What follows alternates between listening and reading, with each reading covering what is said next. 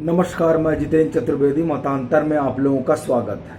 आप देख ही रहे हैं आजकल अरविंद केजरीवाल दर दर टहल रहे हैं, राज्य राज्य भटक रहे हैं और बता रहे हैं कि साहब हमने दिल्ली में जो चमत्कार किया है वही चमत्कार अब हम आपके यहाँ भी करना चाहते हैं। मतलब उत्तराखंड में भी करना चाहते हैं, पंजाब में भी करना चाहते हैं, गुजरात में भी करना चाहते हैं, गोवा में भी करना चाहते हैं, सब तो सब उत्तर प्रदेश में भी करना चाहते हैं। और यहाँ आजकल वो राम भक्त हो गए हैं।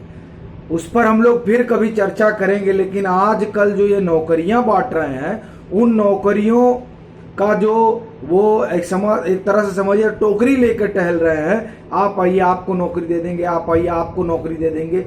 ये जो नौकरी बांटने का उन्होंने ठेका ले रखा है, उस ठेके की पोल भाजपा ने खोल दी है। भाजपा प्रदेश अध्यक्ष आदेश गुप्ता ने कुछ ट्वीट किए हैं और वो जो ट्वीट है वो आप जाकर देखेंगे तो आपके पैरों के तले से जमीन निकल जाएगी और आपको ये भी पता चल जाएगा कि अरविंद केजरीवाल कितना सही बोलते हैं और कितने ईमानदार हैं।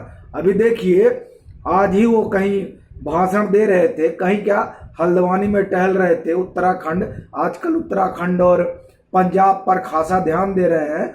वहां के लोगों को फ्री बिजली देंगे और फ्री रोजगार देंगे, मतलब रोजगार देंगे, फ्री नहीं रोजगार देंगे। लेकिन और कह रहे हैं हम 1 लाख देंगे।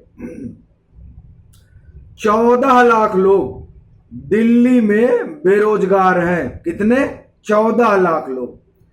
मैं आपको बताता हूं, ये सारा जो है ये आदेश गुप्ता जी हैं, भाजपा प्रदेश अध्यक्ष दिल्ली, वो उनके ट्विटर पर है।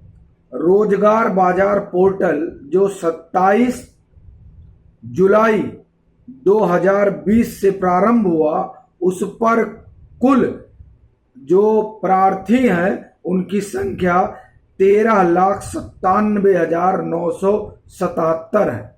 ये दरअसल एक सवाल पूछा गया था। सवाल पूछा था श्री रघुविंदर शौकीन ने। उन्होंने पूछा था कि नागरलोई विधानसभा में दिल्ली सरकार के जॉब पोर्टल कुल कितने लोग लाभान्वित हुए हैं जॉब पोर्टल से। तो जवाब में आया कि रोजगार पोर्टल जो है, जो 27 जुलाई 2020 से शुरू हुआ है, उसमें 14 लाख लोग तकरीबन पंजीकृत हैं। अगला सवाल, क्या पोर्टल को अपडेट करने का कोई नई कैटेगरी डालने की सरकार की कोई योजना है? पोर्टल को अपडेट करने की प्रक्रिया चल रही है, ब्ला ब्ला ब्ला। ये हमने आपको बताया कि आरटीआई के जरिए ये जवाब आया और जिससे ये पता चला कि जो पोर्टल अभी 1 साल पहले बना है और उस पोर्टल में कितने लोग, 14 लाख लोग तकरीबन बेरोजगार हैं जो दर्ज है। और केजरीवाल कह रहे हैं कि हर साल हम रोजगार बांटेंगे। 2015 से और 2021 7वां साल चल रहा है और 14 लाख लोग बेरोजगार हैं और बता रहे हैं कि हम रोजगार बांटेंगे। अभी यही नहीं, अभी रुकिए, ये अभी आधी कहानी बताए हैं, पूरा सुनिए। फिर एक आरटीआई पड़ा, उस आरटीआई में पूछा गया, उस आरटीआई में उसे कई सवाल पूछे गए हैं, लेकिन मैं रोजगार से जुड़े हुए ही मसले पर आज बात कर रहा हूं, क्योंकि रोजगार की बड़ी बात हो रही है। और लोग मजाक उड़ाते हैं कि बताइए अब आप पकौड़ा बेचिएगा, आप चाय बेचिएगा, मतलब इस तरह का मजाक उड़ता है, हंसी टिटोली होती है। और वो लोग करते हैं जो सियासत के बड़े रसूखदार और अपने खुद को मजे हुए लोग मानते हैं, लेकिन वो नहीं जानते हैं कि दरअसल जो सच है वो छुपता नहीं है। और जिस आरटीआई के जरिए अरविंद केजरीवाल नेता बने, वही आरटीआई इनकी नेतागिरी की पोल खोल रही है। अब देखिए, ये आरटीआई पड़ी और इस आरटीआई में पूछा गया, how many unemployed got employment between 15 February 2015 till 10 अप्रैल 2019। मतलब 15 फरवरी 2015 इन्होंने शपथ लिया था, 14 फरवरी को, 14 फरवरी 2015। तो अब ये पूछ रहे हैं कि 15 फरवरी 2015 से और 10 अप्रैल 2019 तक कितने लोगों को रोजगार मिला। इसे गौर से सुनिएगा और मैं ये कहूंगा कि उसको पहुंचाइए दूर दूर तक, चूंकि अरविंद केजरीवाल है ये।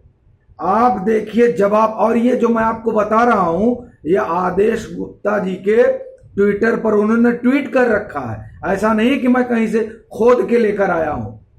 वो एक कहावत है ना, नहीं शायरी है, शौके दीदार है अगर तो नजर पैदा कीजिए। तो अपनी नजर पैदा हो गई और हम वहां पहुंच गए।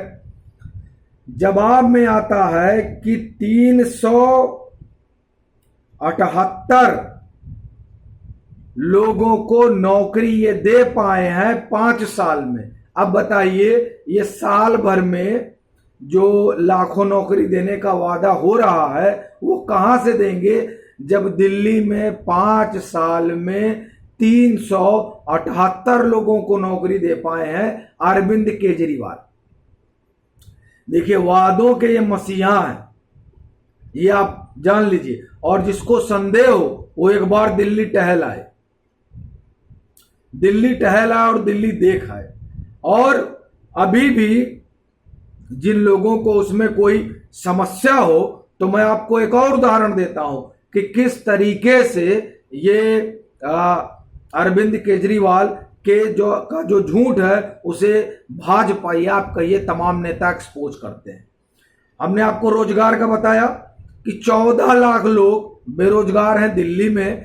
2015 फरवरी से लेकर 10 अप्रैल 2019 तक 378 लोगों को ये नौकरी दे पाए हैं। ये एक बात हुई। दूसरी सुनिए, जब ऑक्सीजन वाला मसला चल रहा था और ये कहा जा रहा था कि अपने अपने स्टेट से आप भेजिए कि आपके यहां ऑक्सीजन की अनुपलब्धता से कितने लोगों की डेथ हुई, तब एक चिट्ठी भेजी थी हेल्थ मिनिस्टर ने। मनीष सिसोदिया ने कहा हमको कोई चिट्ठी नहीं मिली। खट से मनसुख मंडाविया जो हेल्थ मिनिस्टर हैं, तो मनसुख साहब ने ट्वीट कर दिया कि ये देखिए हमने तो चिट्ठी भेजी थी। मनीष सिसोदिया हक्का बक्का रह गए कि यार इन्होंने तो पोल खोल दी। तो इस तरीके का जो सिगुफेबाजी है वो खूब चलती है मतलब दिल्ली सरकार में। और जो दिल्ली के अगुआ है आम आदमी या दिल्ली सरकार कहिए और आम आदमी पार्टी कहिए, अब देखिए लोकतंत्र की ये लोग बात करते हैं और जब से आम आदमी पार्टी बनी है तब से संयोजक के पद पर कब्जा किए हुए हैं। आशुतोष ने इस पर सवाल भी उठाया। एक कायदे का काम उन्होंने किया, जो सवाल पूछ लिया अरविंद केजरीवाल से कि भाई ये बताओ कि कब तक तुम ही संयोजक बने रहोगे, किसी और को ही बना दो। और जब हम झूठ की बात कर रहे हैं तो एक और बात आपको बताते हैं। अगर आपने देखा होगा तो आपको पता होगा, और नहीं देखा होगा तो कोई दिक्कत नहीं।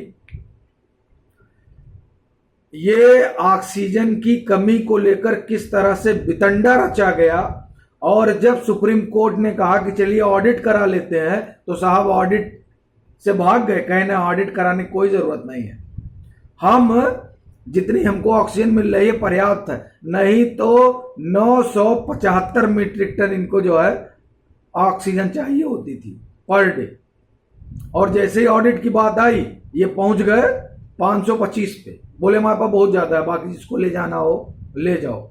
उसके अलावा तो कई आरोप लगे, मैं उन आरोपों पर नहीं जाऊंगा और न उस रिपोर्ट पर जाऊंगा जो रिपोर्ट आई और जिस रिपोर्ट में कहा गया कि ऑक्सीजन क्राइसिस तो नहीं थी। वो सब तमाम चीजें हैं, उन सब डिटेल में हम लोग नहीं जाएंगे। अभी तो हम बात सिर्फ उस 2 ट्वीट की कर रहे हैं, एक जो आदेश गुप्ता जी ने की और दूसरा जो मनसुख जी ने किया था जब ऑक्सीजन की कमी से जो मौतें हुई उसका डाटा जब मांगा गया था और मनीष सिसोदिया ने कहा था हमको तो कोई पत्र ही नहीं मिला। और एक चीज आपको बता दें चलते चलते, ये ऑक्सीजन मतलब ये अपना ये बताने की अपनी कोशिश है कि देखिए किस तरीके से आम आदमी पार्टी और अरविंद केजरीवाल खेलते हैं। ऑक्सीजन की क्राइसिस है, अभी डेट हमको एग्जैक्ट याद नहीं है, ऑक्सीजन की क्राइसिस है। एक ही दिन 2 बजे राघव चड्ढा ट्वीट करते हैं कि हमको 775 मीट्रिक टन ऑक्सीजन चाहिए, और उसी दिन 2.5 घंटे बाद ये पीयूष गोयल को पत्र लिखते हैं मनीष सिसोदिया बतौर डिप्टी सीएम, और उसमें लिखते हैं 975 मीट्रिक टन चाहिए। मतलब महज 2 घंटे में 250 मीट्रिक टन गैस की मांग बढ़ गई। 250 मीट्रिक टन, जिसमें मुंबई तकरीबन 90,000 मरीजों की, आप ये समझिए कि को ऑक्सीजन सप्लाई कर रहा था, 90,000 मरीज। लेकिन यहां 2 ही घंटे में 250 मीट्रिक टन बढ़ जाता है। तो ये खेल है और राजनीति है। जितना तेज आप शोर मचा पाइए मचाइए। कई आरोप, बस वाला आप जानते ही हैं किस तरह बस में फंसे, लेकिन उस सब पर हम नहीं जाएंगे।